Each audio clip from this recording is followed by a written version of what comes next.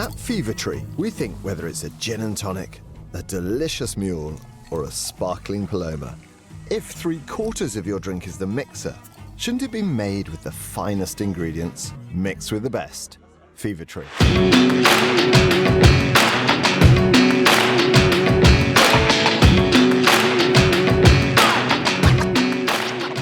What is happening, Post Shifters? Welcome back to another episode of the Post Shift Podcast. Of course, I'm your host, Shawn Soole. We're in for a treat. I hope you haven't missed me. I haven't done a live stream in about a month. I took a bit of a break because I put so many episodes into the can in August that I basically didn't have to do a live stream at all in September, and I focused on a whole bunch of stuff, including the Proof and Practice Bar Academy that I launched. I've got a intermediate cognac class there that you can do online completely now. That takes about 6 hours. It's pretty in depth, and a whole bunch of free resources. So if you want to go check out Proof and Practice Bar Academy, I did that in August or September. We're in October now. Plus, I'm going to be in Portland Cocktail Week next week, so October 13th, 14th, 15th, doing a couple of seminars there. So I've kept myself busy doing stuff outside of the podcast, but I've got a couple of podcast episodes to tape this month, so I'm hoping that you'll all tune in.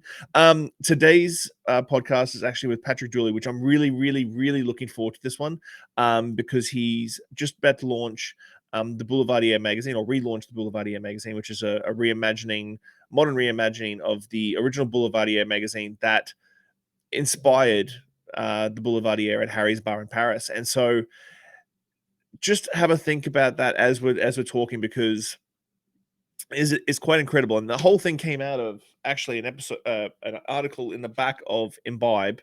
Trying to get the angle right there. And I literally read this while having a drink by the fire, and I Instagrammed Patrick and I was like, "Hey, do you want to be on the podcast?" And like almost straight away, he's like, "Yep, let's do it." And it's his very first podcast. It's my 200th live stream, which is kind of insane. But yeah, like, going through this conversation, please pinch yourself and imagine being able to work at Harry's Bar in Paris, because if you've read any history or done your research on so many classic cocktails, I'm getting goosebumps. I'm getting goosebumps wanting to be in the basement where Patrick is sitting right now. Good morning for me. Good evening for you. How is everything? Good. Well, thank you for that intro. That's great. I have goosebumps myself, and I've been here for 4 years. So I'm a massive comic book geek, and a lot of people know this about me. So give me your origin story. How did you get to the stage? Because the article is great, where you basically just walked in to Harry's Bar in Paris, and you've been there for 4 years now. How did that point get to there? I suppose, so I'm originally from New York, and I was working for a council member in the Upper East Side, but was evidently bartending on the side on the weekends, because New York is super expensive and needed multiple jobs just to make ends meet. And then at that point, basically my partner at the time got offered a really cool gig at a university here in Paris, and she was like, "Cool, this is COVID. I'm not really like vibing with New York being locked down.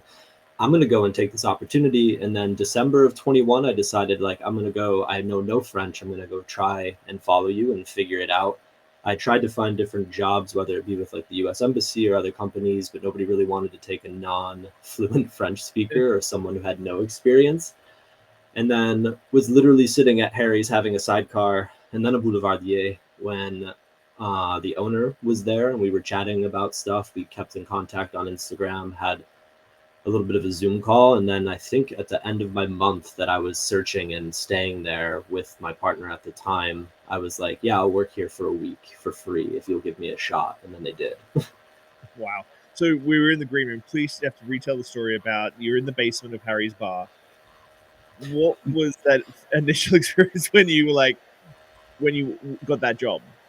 Yeah, so I remember I ended up talking on Zoom like after that moment with Eric, who was the manager at the time, and then Franz, the owner, the fourth generation owner of Harry's Bar, Franz Arthur Macalone. And basically afterwards they said, "Okay, come back to the bar, we'll meet again." And then I'm meeting them on the main floor, on the main bar, which is 3 floors up from where I'm sitting right now. And then Franz was like, "Okay, actually it's really busy here, let's go down." And we go down through the main bar, through the piano bar, down this like wrought iron spiral staircase into essentially the catacombs of Paris, where you have like these vaulted ceilings and stuff. And I'm sitting there on a keg and almost have to pinch myself to imagine where I am in the room as we're talking about how this is going to work out. It's like, okay, you don't really know any French right now, but you can go up to a table and like you'll say bonsoir, and you could ask them to take a cocktail order. You could be like, vous avez choisi, and after that, if you have any problems, just give it to Laurent. And that's kind of how it played for the first couple of months, is that I would get trapped in some sort of French exchange or my accent wasn't working, and then I would run back to the bar with like my tail between my legs, being like, Laurent, what the hell did they just say? Is your French good now? It's not bad. I feel pretty solid. Well, I feel like it's a double whammy. You got to learn all these classic cocktails. You got to be in the space with all this history, and then also, oh, you know what? Got to learn a new language as well. Just throw that in there as well. I think it got really talented at deciding who my audience was, where I'm like, oh, okay, these people find like this challenge a bit charming. Some people, you could tell they just had a long day at the office and they wanted someone to take their cocktail order right the first time, not the fourth time. When was that moment when you were at Harry's in those first couple of months that you were like, after that week free stage, that you were like, oh, okay, I can see myself embedding myself into this piece of history? I think I didn't realize how much of a cocktail geek I was myself and how many books I'd read and absorbed until all of a sudden people are coming and asking about these cocktails. And then you wait, oh, wait, yeah, that's a Harry's cocktail. Oh, yes, that's also a Harry's cocktail. And just kind of dispensing this information. Or, for example, I was the first American to work here in 55 years, and we have all of those university pennants that are on the wall.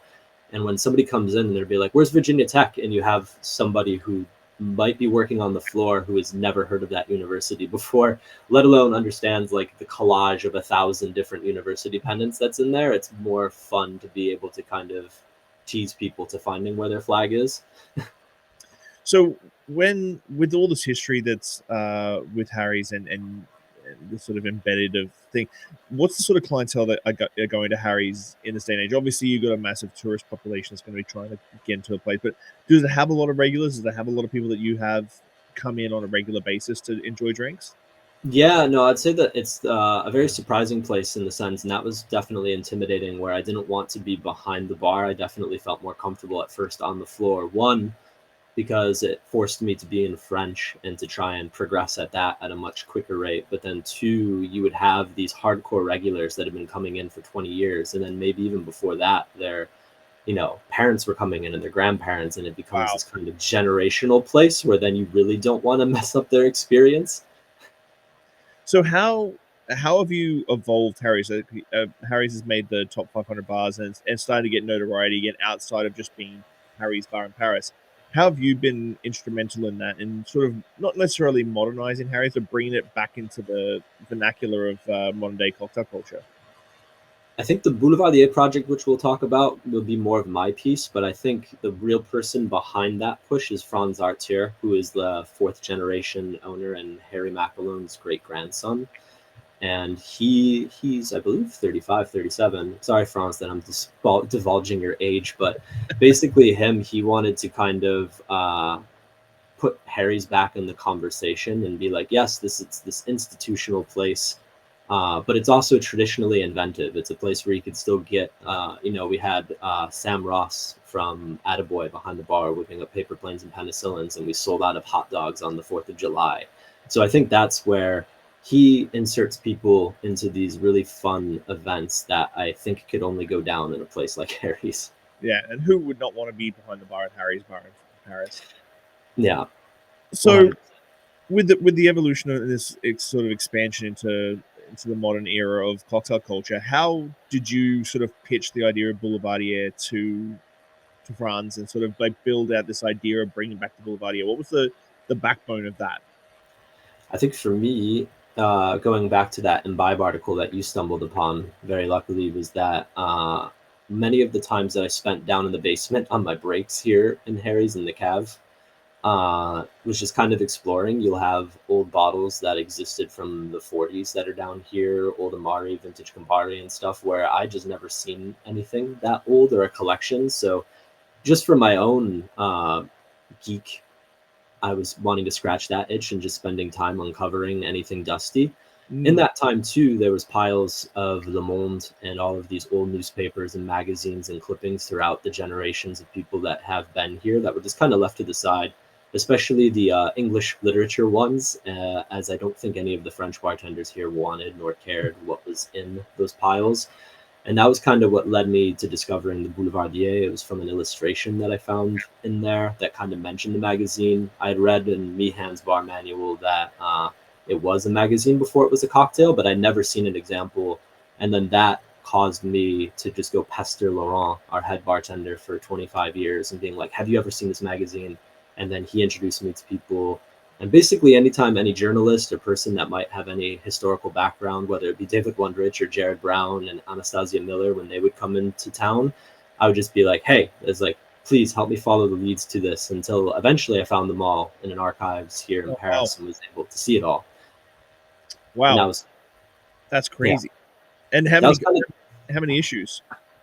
They had everything. So it lasted 5 years, from 1927 to 1932. They did one issue a month. So I don't know what the math is on that, but it was kind of bound into these 5 different anthologies for each year that were in the archives. The last person that checked them out before me was in the 80s. I have no idea who they were or what their project was, but it was during that time I just was so impressed by the old 20s artwork, and there were so many mentions of Harry's Bar and other institutions that still exist in Paris to this day that are just really funny, where you can see that the city hadn't really changed. And I think that's what intrigued me and made me even more obsessed and wanting to double down and being like, oh yeah, we should probably do something with this. At first I wanted it to be like a coffee table book, and then it progressed to being let's make it a modern magazine where you have old meets new. And that's where it is now. Nice. And so when you decided to bring it back, what was the non-negotiable that you had in your brain that that you refused to compromise when it came to defining the soul of the magazine? Ooh, that's a good question. I think the whole process was a learning and negotiation. I think and managing my own expectations. I think at first, because we had such people that wanted to collaborate with us all the time, whether it be Jack Carlson when he had Rolling Blazers and doing these fun collabs, I just thought, okay, cool. If I go say, hey, I'm Patrick from Harry's Bar and I have this cool project, they'd want to work with me. But that definitely was not the case.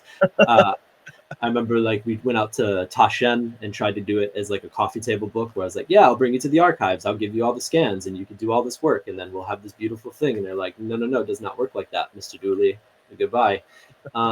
Same thing with other just cool niche publication houses here in Paris. I think I got an education in that over that experience. And I think that's what taught me to negotiate the whole project, and probably is what made it as cool and feels as grassroots as it does. Because then at first it was just me, and little by little, as I was exploring this idea and talking to more people about it and getting more people to believe in it, I would find other really incredibly talented people that would help me connect the next piece, whether it be Katie Berry, who is our web designer, who made an incredibly beautiful website to house all of it. Originally, I just wanted a landing page where I'm like, yeah, it'll be a PDF and people can scroll.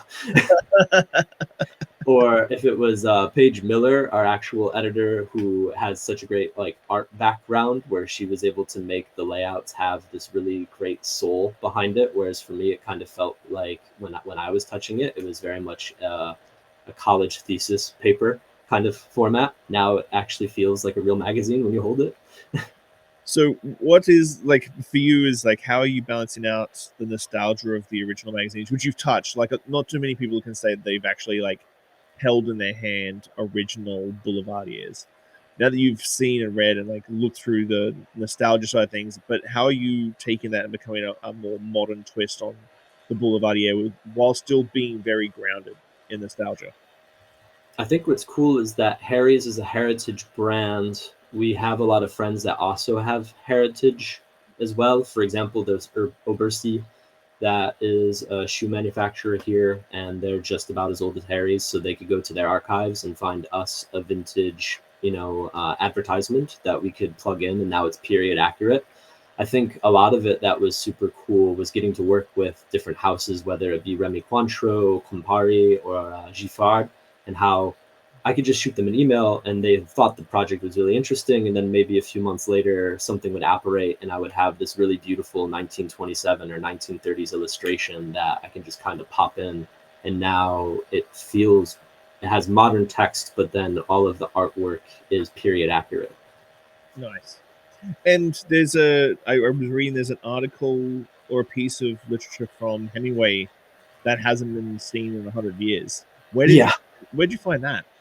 So that was in the Boulevardier, like in the anthology books, and I think that was the moment. That was like the moment where I thought, okay, this is my Indiana Jones moment. This belongs in a museum. And I had no idea how it was going to happen. I remember I shot an email over to Simon and Schuster to be like, do you want to talk about this? And nobody got back to me.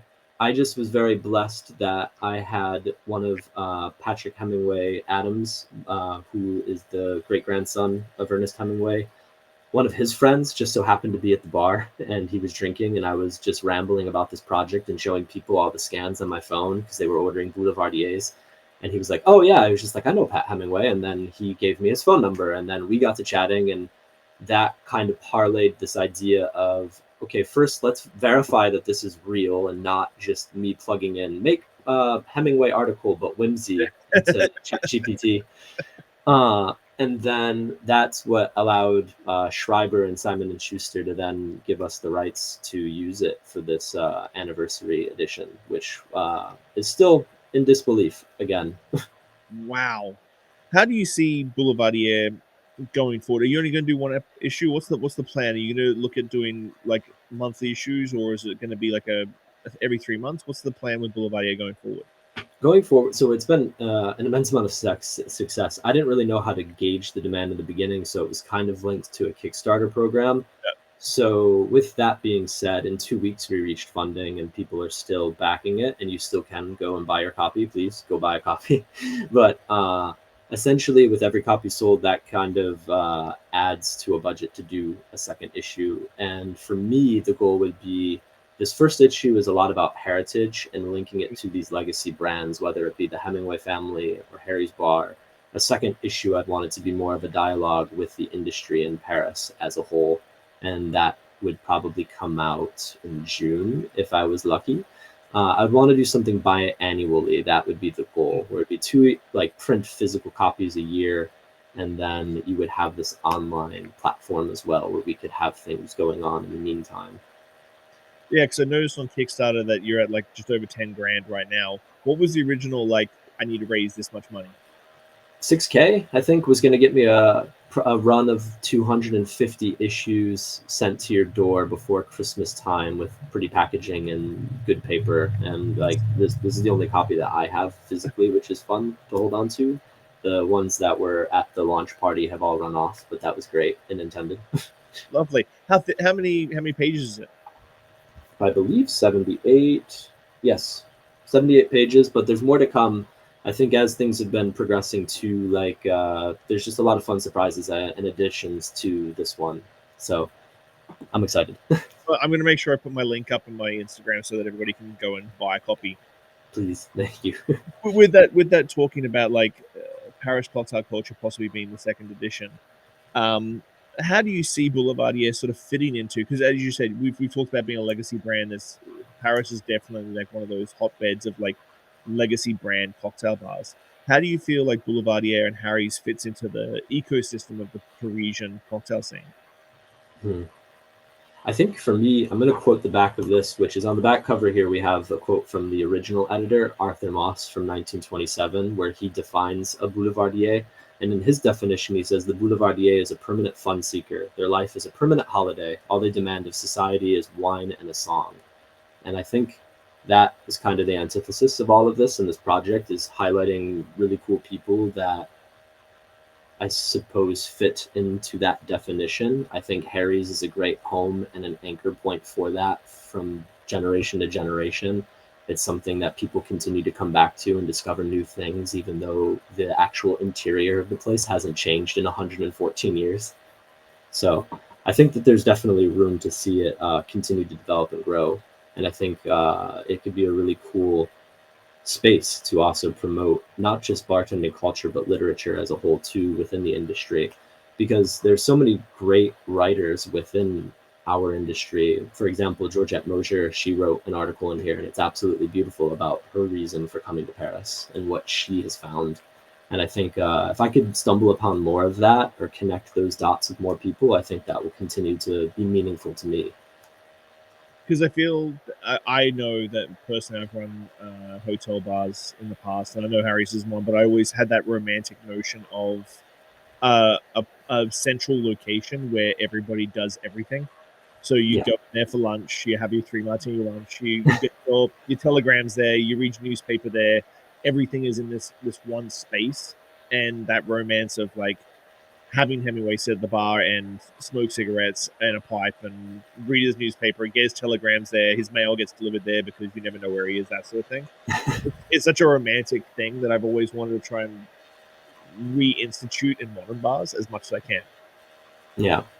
Yeah. And I think, and it feels right, like right now in particular, coming out of COVID, I know it's been a few years and such, but it just feels like there's such a great creative energy right now in Paris as a city. And I've seen it just from even in my short amount of time being here, my 4 years, just watching the industry become much more tight knit. And it's been just a real pleasure and joy in my life to get to see it and to make my little part in it. So with you sort of progressing from being a bartender server at Harry's Bar and creating the Boulevardier and redoing this, under obviously under Franz's stewardship, behind the bar, I'm just curious about this. Behind the bar at Harry's, is it still the same as it was 135 years ago, or has it been upgraded over the years? Because nowadays with bar design, it's very much like cool stainless steel. You got to have this cool stuff. Does Harry still have that je ne sais quoi of like being as original as possible? Bits and pieces. I'd say when I first started, my first 2 years here behind the stick at Harry's, it was a station that was slightly upgraded in the 80s, where they actually raised the bar just a tad bit because it was a little lower, so you could kind of see the spacers when you sit down there. We also have some of the older bar stools where they were shortened. Now we have them, they've been raised. So there was that, and then the station itself was just kind of this big sink with where you'd have a well of ice, and then all of our liqueurs and everything were in these cabinets and this old wooden shelf that had been original. Now, after 2 years of working, it was ripped out and modernized, so there is like a station. So I'd say it's like 1911 in the front and 2025 in the back. But you still have like the old cabinets, and there's still a lot of kookiness to it. We have this dumbwaiter where you could get all of the booze from the basement that goes through all 3 floors, that rises, that still works. So Wow. some people, when we're closing and we're putting the stools up, they don't really see it, but it comes up through the floor and it feels very Batman cave-esque. And there's always this moment of like, ooh, ah, and that never gets old. And you have like the old Navy gate that you kind of roll down that you have to hand crank and put your whole body into to get it down. Nice. So Throughout this whole process, was there what kept you motivated throughout this? As you said, it was a bit of a challenge here and there, like asking people to write articles for you, getting told no by publishers, the archives going, yeah, you're going to do all the work, not us. Was there any where you were just like, do I need to go through with this? Or was there something that motivated you to make sure it came all the way to fruition? I think it's just every person that I met that eventually believed in me and the project and saw something greater than what I was presenting. Whether it be we had Nessie, who owns this really cool cabinet, and it's a bookstore, but it's more than just a bookstore, and it's near like Saint Michel, just behind Notre Dame. And she was a really big supporter of this project and pushed me and her writer and readers salon and that's ultimately where I met a lot of connections and people that helped me with the project. As I mentioned, Katie and Paige believing in it and bringing their areas of expertise to bring whatever was in my head alive on a page or on a website format. And yeah, I'd say for every no I was given, there would be a moment where then the yes would follow. And that was just kind of that bit of improv that made the project so much fun to pursue. What do you want people to feel when they get their issue of magazine just before Christmas and they're looking at Boulevardier magazine being reinvented? Something, especially if you're a hardcore cocktail nerd, like if you know the cocktail, you know the story behind it, you've seen it in Barflies. What do you want people to feel? Do you want them to feel nostalgia? You want to feel inspiration? What's the goal with the first edition of Boulevardier? Inspiration and nostalgia are good. I think definitely when you read it in its whole, because it starts with those 1920s pieces and then ends in modern day for the story arc. I think at the end you get this kind of sense that Paris hasn't changed that much in 100 years, and that's a fun feeling to sit with, even though the writing styles are clearly different. However, I think overall, I hope that when people read it front to back and put it down, that they kind of come away with this experience of being like, great writing is important and it deserves a place to live, and it should be something that is in your hands, tactile, that you can hold and share with people, and not just be on your phone. Mentioning that, you were mentioning like you're going to be like obviously putting more stuff up on the website as you go forward before the second edition. How are you going to balance out that sort of tactile? Because I still have, I actually looked it up today. My Imbibe subscription goes back to 2019, and it gets renewed every year. I get a magazine in the mail. I prefer tactile. That's why I've got so many books. I've got a billion things on the website. It's like tagged and all that sort of stuff, but books are just always better. How are you going to balance out that tactile nature of the magazine with online presence as well? Because online presence is so important these days. You can't ignore it.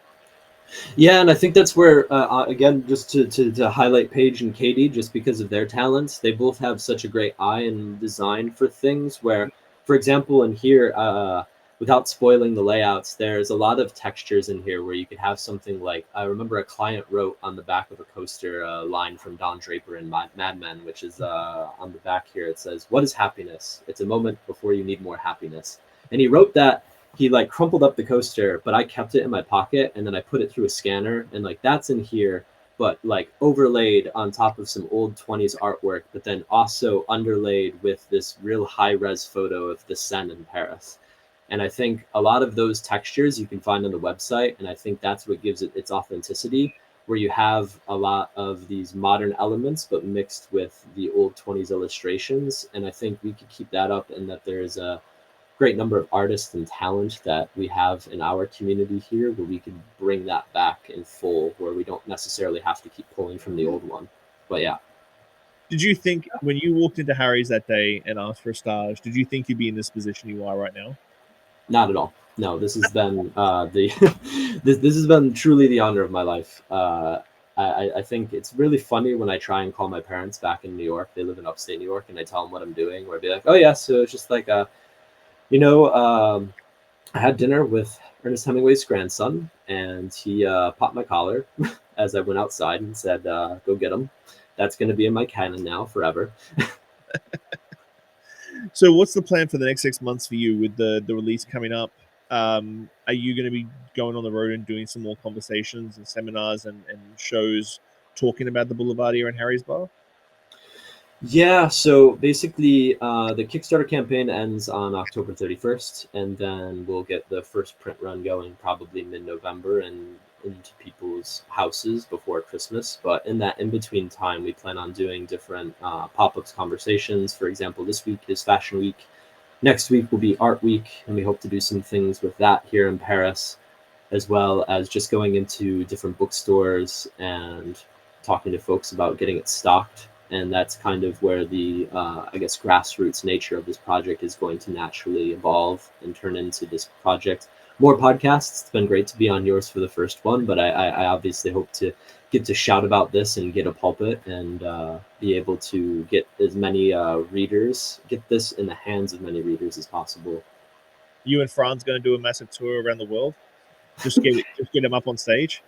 Honestly, Franz would have probably been on here right now, but he is on a plane as we speak to Hong Kong to do 50 Best with Barry. Oh, that's fantastic. See, that's just fantastic.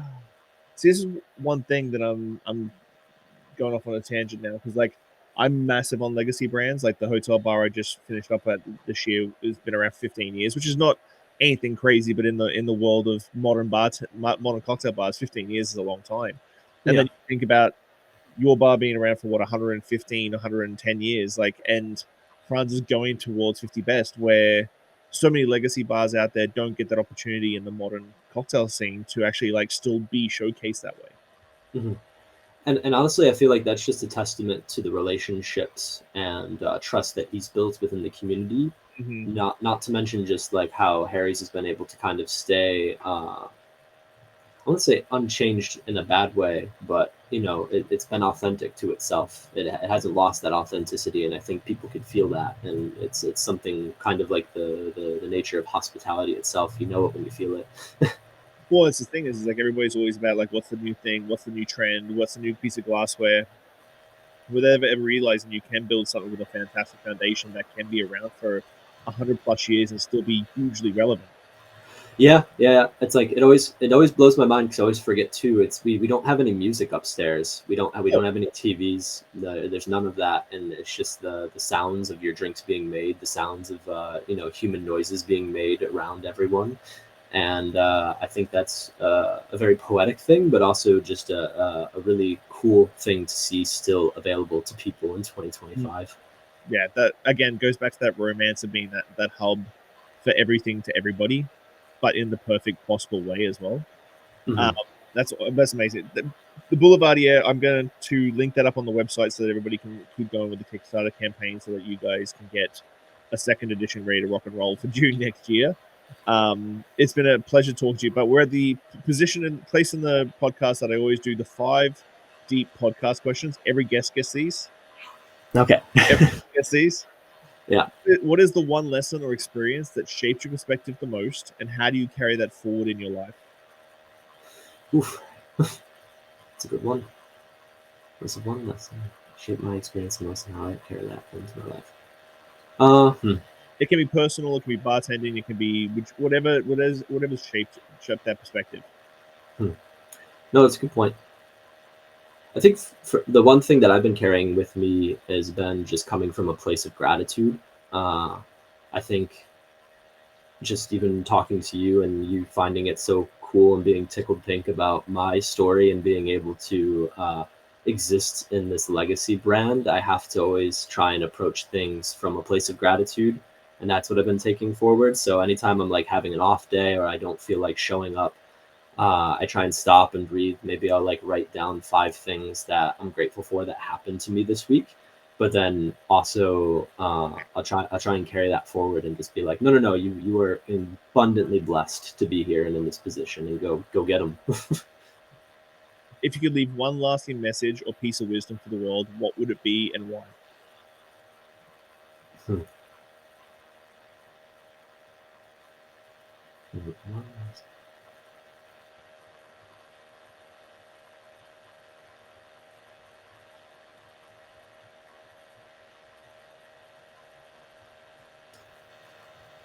I think that your stories will probably travel twice as far as you do. So take care to make the most of them.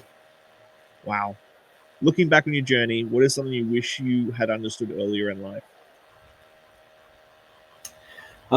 Probably that you can't plan for everything. I'm overly obsessed with being organized with my calendars and want it to all go accordingly. Even today with this, with just, there's delays in flights and people have to reroute and do things, and that's just life and how it happens. And I've gotten abundantly better at pivoting and being able to accept that. But in the beginning, not so much. How do you define success, and has your definition of success changed over time?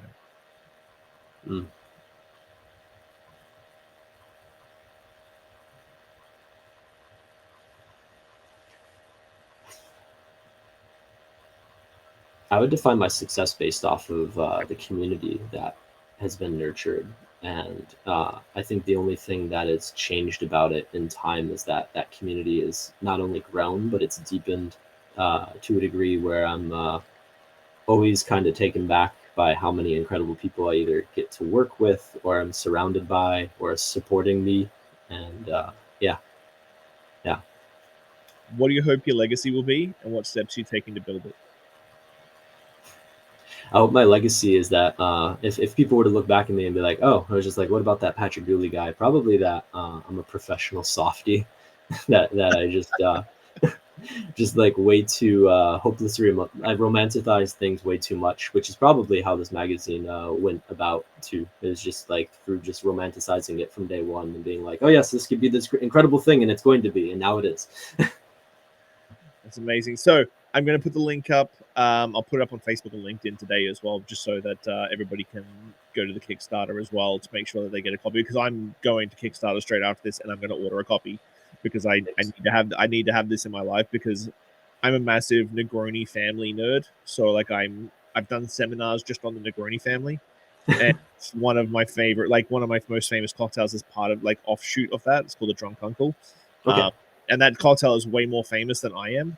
It's on menus in Portugal, and it's just a crazy cocktail that pops up on my Google search history every now and then. It's like someone else mentioned the Drunk Uncle, and it's basically a Boulevardier riff with 2 parts Scotch, Isla whiskey, 1 part China, 1 part Martini Bianco, stirred strained up with a grapefruit twist.